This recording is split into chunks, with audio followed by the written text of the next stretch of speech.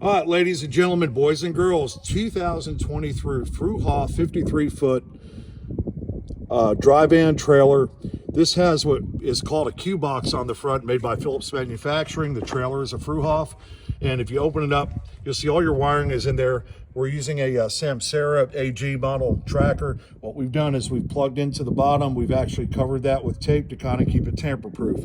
You'll see that this is zip tied to the electrical, not to the brake line. You don't cable tie or zip tie anything to an airline ever that is carrying electricity.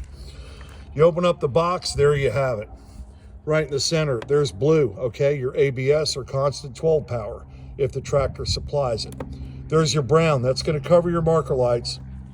In the corner, we have white, which is ground, and we have ring terminals on all of these. We're using good crimps on this. They're all at the same angle as the OEM stuff.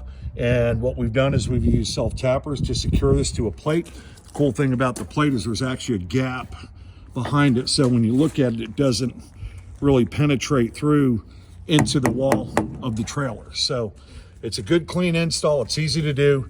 Make sure you secure your wiring. Just go ahead and bow tie it and then secure it to the bundle. This way it doesn't move once the cover is back on. About 15-minute install at the most. There you have it, 2023 Fruhoff semi-trailer with ring terminal post or ring terminal distribution panel in the nose. Enjoy.